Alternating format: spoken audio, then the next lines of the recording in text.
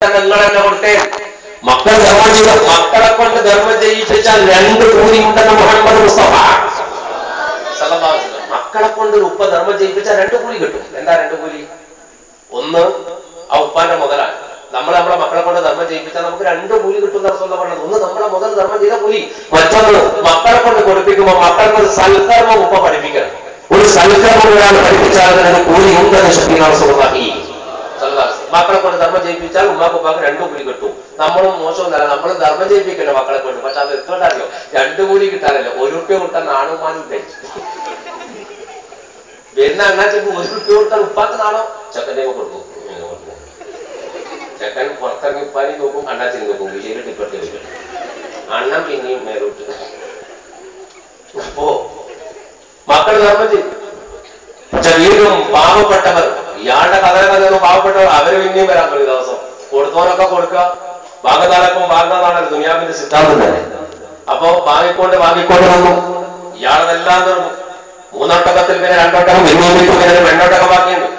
അതാ കുടുംബത്തിന്റെ അത്താണിയാളെ പാല് കറക്കപ്പെട്ട ഒട്ടകാരോട് അനുഭവിച്ചില്ല. അവസാനം പാവപ്പെട്ടവരുടെ വരവെടുക്കാതെ ആയപ്പോ ഈ 2 മക്കളെ വിളിച്ചിട്ട് മുഖത്ത് സമരത്തിലെ പറഞ്ഞ മക്കളെ, ടൗണിലെ കുറെ പണക്കാരനല്ല എന്റെ ചങ്ങായിമാരാ, ഉപ്പ എത്തിയാല മക്കൾ പോയിട്ട് ഒരു 3 മാസത്തെ അവധിക്ക് കടം വാങ്ങിക്കുക.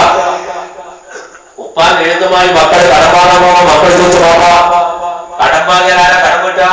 അപ്പൊ ഉപ്പ പറഞ്ഞ കടം വാങ്ങേണ്ട ഗതികേടിലേക്ക് നമ്മൾ എഴുതിച്ച പറച്ചോൾ കടം കിട്ടുന്ന മാർഗത്തിൽ വന്നുകൊണ്ട് മക്കളെ പോയി കടം വാങ്ങിട്ട് വന്നു. അള്ളാഹുവിലെ സാക്ഷി, അള്ളാഹുവിന്റെ മുന്നിൽ നമുക്ക് പോയി കളയാ, നിങ്ങൾ പോയി കടം വാങ്ങിട്ട് വന്നു. മക്കളെ നിന്നൊന്നും പറ്റിയില്ല, കടം വാങ്ങിക്കൊണ്ടത് 3 മാസം അവധിക്ക് പണക്കാരെ കടം കൊടുത്ത് കടം വാങ്ങിക്കൊണ്ടെന്ന മുതൽ ഇയാൾ ധർമ്മം ചെയ്ത് കളഞ്ഞു.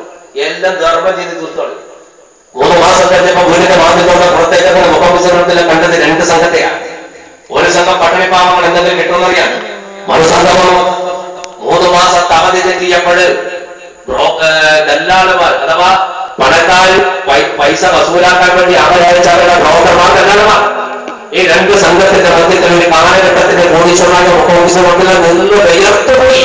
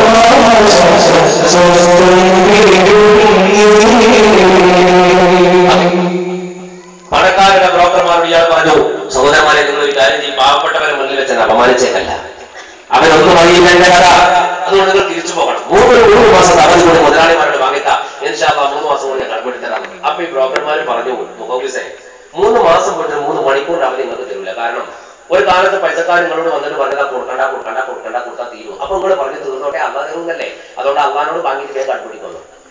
ഈ ഒരു പരിഹാസം ഇയാൾക്ക് സഹിക്കാൻ പറ്റി. ഇയാൾ വീടിനുള്ളിൽ കയറി ഭാര്യ മക്കളെ വിളിച്ചു കൂട്ടിയിട്ട് പറഞ്ഞു, മക്കളെ നിങ്ങൾ ഉപ്പ ഇപ്പം കടക്കാരനായിരിക്കുന്നു. മക്കൾ പറഞ്ഞ് കടം വാങ്ങും ഉറപ്പല്ലേ കടക്കാരനാകും. ഇനിയത് പറഞ്ഞിട്ട് കാര്യമില്ല, കടം വീട്ടണം. എങ്ങനെ കടം എങ്ങനെ വീട്ടും? എനിക്ക് കടം വീട്ടാൻ ഒറ്റ മാർഗ്ഗമുള്ള ഇയാൾ പറയാണ്, വീടും സ്വത്തും വെക്കുക. നമ്മളെ വീടും പറമ്പോട്ട് വെക്കുക. മനുഷ്യർ വീടും സ്വത്തും വീട്ടാൽ ആകാശത്തിൽ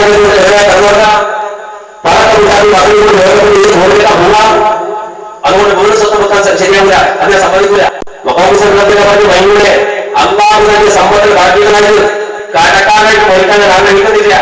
അള്ളാഹ് വഴി നമുക്ക് അദ്ദേഹം തന്നാൽ, ഇല്ലെങ്കിൽ അള്ളാഹ് ചെയ്തുകൊണ്ടാകും. അതുകൊണ്ട് നമുക്ക് പോകാം. അതുകൊണ്ട് കടക്കാനായിട്ട് മരിക്കേണ്ട ഗതികൾ ഉണ്ടാകരുത്. ഇത് വെക്കാൻ ഞാൻ തീരുമാനിച്ചു. പുറത്തിറങ്ങിയ ഇവരോട് പറഞ്ഞു, എന്റെ വീട് സ്വന്തം വെക്കാൻ വെച്ചിട്ടുണ്ട്, നിങ്ങളുടെ പൈസക്കാരാക്കാൻ പറ. അയാൾക്ക് കൊടുക്കാതെ ബാക്കി കൊടുക്കാം. ബാക്കി തന്നാ മതി. വീട് കൊടുത്തേക്കാം, സ്ഥലം കൊടുത്തേക്കാം.